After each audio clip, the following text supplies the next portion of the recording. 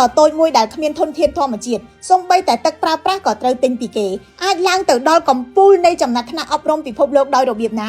សង្ហបុរីជាប់ចំណាត់ថ្នាក់ជាប្រទេសដែលមានប្រព័ន្ធអប់រំល្អបំផុតមួយលើលោកក្នុងមុខវិជ្ជាគណិតវិទ្យានិងវិទ្យាសាស្ត្រសិស្សសង្ហបុរីច្រើនតែជាប់លេខ1វ៉ាទាំងជប៉ុននិងហ្វាំងឡង់ទៅទៀតនេះបើយោងទៅតាម World Population Review ក្រឡេកមើលអតីតកាលបន្តិចនៅពេលដែលសង្ហបុរីផ្ដាច់ខ្លួនពីម៉ាឡេស៊ីនៅឆ្នាំ1965សង្ហបុរីក្រីក្រខ្លាំងណាស់ពេលនោះក្រៅពីអភិបាលកិច្ចរដ្ឋាភិបាលសង្ហបុរីយកការអប់រំជាអាទិភាពចម្បងសិស្សទាំងអស់ត្រូវចូលរៀននៅសាលាដែលគ្រប់គ្រងដោយរដ្ឋាភិបាលឬសាលាដែលទទួលបានជំនួយពីរដ្ឋាភិបាលដូច្នេះពួកគេត្រូវចំណាយតិចតួចបំផុត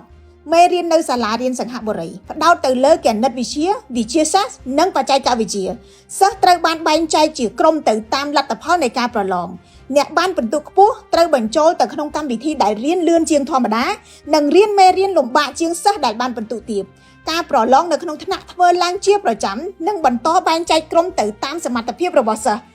ដែលប្រឡងធ្លាក់ឬខ្សោយជាងគេខ្លាំងនឹងត្រូវបានបញ្ចូលទៅក្នុងក្រុមបណ្ដុះបណ្ដាលពិសេសនិងផ្ដល់ម៉ោងរៀនជំនួយបន្ថែមផ្សេងទៀតប្រព័ន្ធអប់រំបែបនេះត្រូវបានប្រើប្រាស់ចាប់ពីថ្នាក់បឋមសិក្សាឡើងទៅក្រសួងអប់រំសង្ហបុរីជាសេនាធិការត្រួតពិនិត្យតាមសាលារៀនយ៉ាងតឹងរ៉ឹងដោយវាស់ទាំងសមត្ថភាពនិងសុខុមាលភាពរបស់សិស្សផងដែរ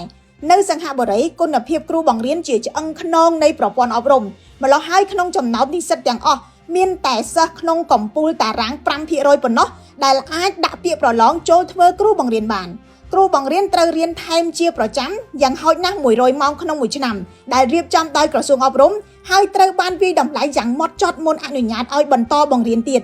យោងតាម Pay Scale គ្រូថ្នាក់វិទ្យាល័យនៅសង្ហបុរីបានប្រាក់បៀវត្សជាង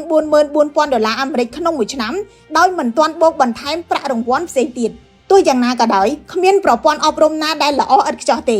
សង្ហបុរីក៏រងការរិះគន់ដែរពីការផ្ដោតទៅលើការប្រកួតប្រជែងខ្លាំងពេកដែលបង្កើនភាពតានតឹងធ្ងន់ធ្ងរទៅដល់សិស្សជាការឆ្លើយតបសង្ហបុរីបានលុបចោលការប្រឡងនៅបឋមសិក្សានិងឈប់បង្ហាញពិន្ទុប្រឡងនៅក្នុងថ្នាក់ជាសាធារណៈដើម្បីបន្ធូរសម្ពាធផ្លូវចិត្តហើយនៅឆ្នាំ